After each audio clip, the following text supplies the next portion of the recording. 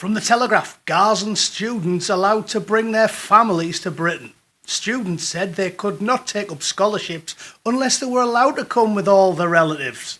Yep, didn't see this one coming 20 miles away, did you? Everyone knows young students, you always go off to university with, wife, 8 kids, 12 relatives. Everyone knows that. University isn't the time to get away from your family and enjoy your life. No. It's the perfect opportunity to form a militant enclave of the world's most violent snack bar chavs and then aggressively promote running into pop concerts with a hissing backpack at the Students' Union.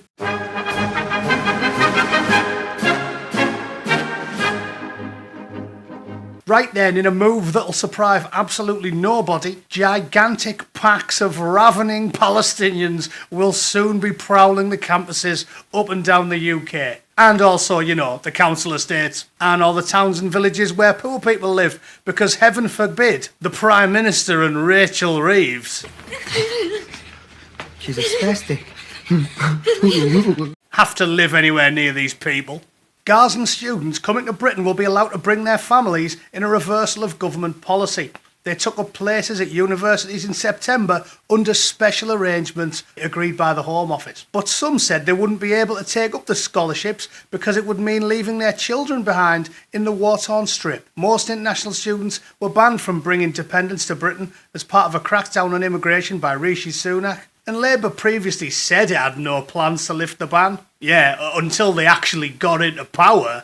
And then, well, the rule book gets ripped up, doesn't it? Everyone knows that.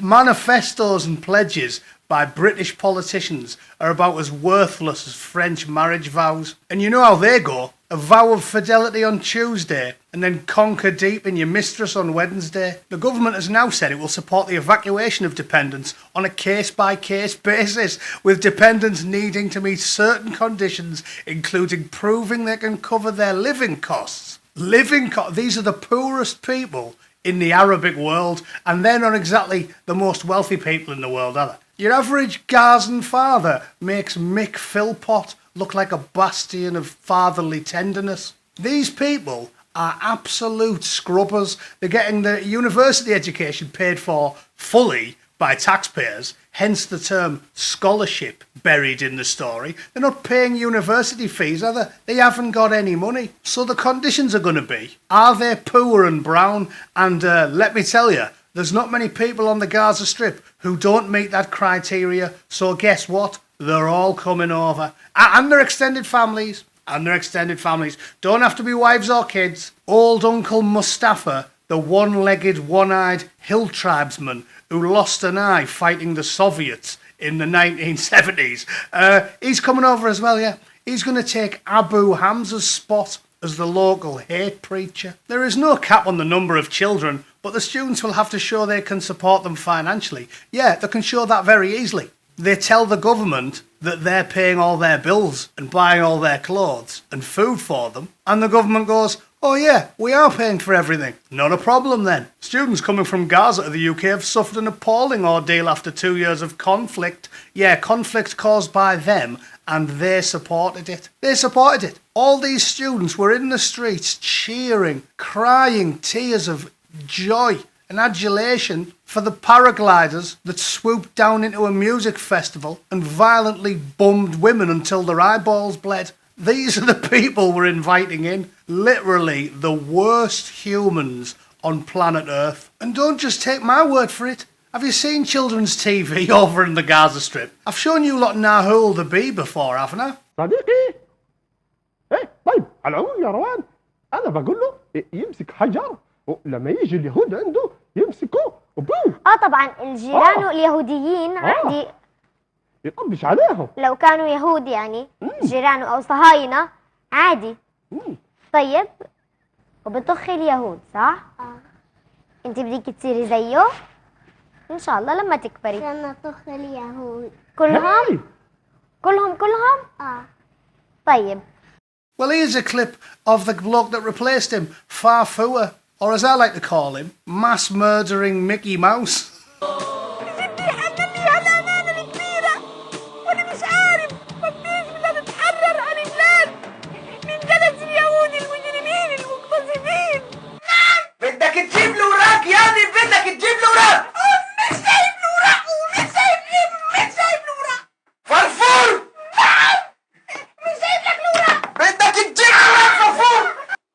شبابنا الأطفال، لقد فقدنا أعز صديق لنا، فرفور.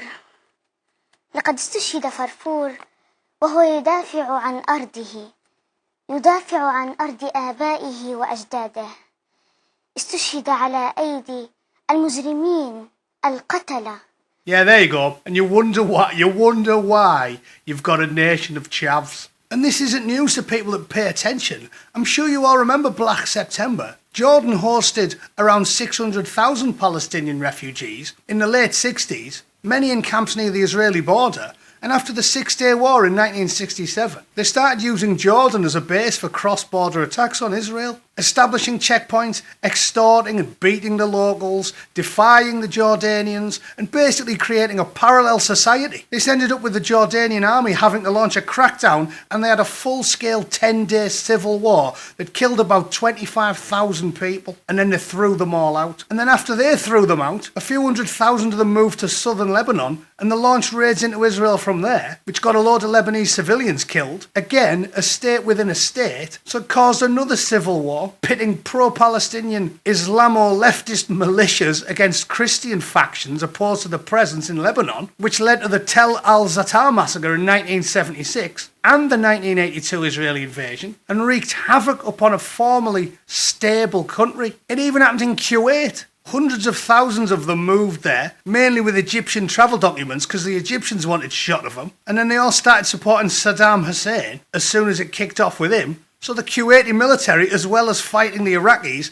had to throw out about 300,000 Palestinians. This is why there's reluctance from all the Arab states to take these people in. And to this day, Egypt's only allowing very limited evacuations via Rafah and refuses all mass entry to Palestinians, citing risks of radicalisation, destabilisation, and again, state-within-a-state behaviour by these raving lunatics. And Jordan, funny old thing, is in full agreement with the Egyptians. So these are the people that they're inviting in, the worst of the worst. I didn't think it could get any worse than Pakistan and Bangladesh, where, 40% of the population tacitly endorse terrorism, but they've somehow managed to do it.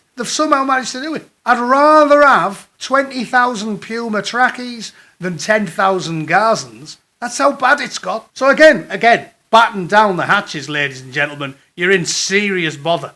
Oh yeah, and I want to make one last point before I go. Radical snack bar employee Mothin Ali has been doing the rounds today on X, having a pop at people like Kelly J. Keane and Connor Tomlinson, calling everybody that has a pop at him a phobe and an ist and an ism. And I can shoot him down very, very simply by simply asking Grok AI a question, because it can scan his Twitter feed and look for every single post he's ever made.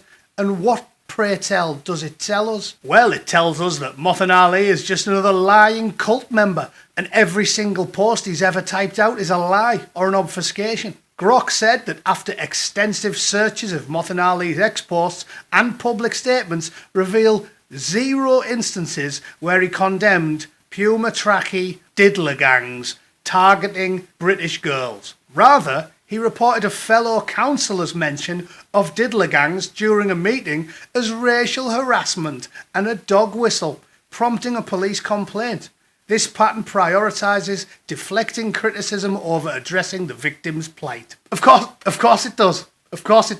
Because he's a member of the fruity little cult, isn't he? The cult that worships the epileptic, brain-dead, pot-bellied, dwarf, midget, plagiarist, goat herder. So, yeah, of course he does. He will lie, cheat and steal. He will do anything he can to usher in his glorious new caliphate. That's who these people have their allegiance to. He shouldn't be anywhere near the Houses of Parliament. And hopefully, to paraphrase the quote they're always shrieking to the rafters, God willing, eventually enough people will wake up to this fact and Mr. Ali will be on the first plane back to whatever backwoods dust bowl he actually hails from. Okay, that's me for the day, ladies and gentlemen. Let me know what you think in the comments. Some real journalism there, digging into the history of perhaps the most backwoods people on planet Earth.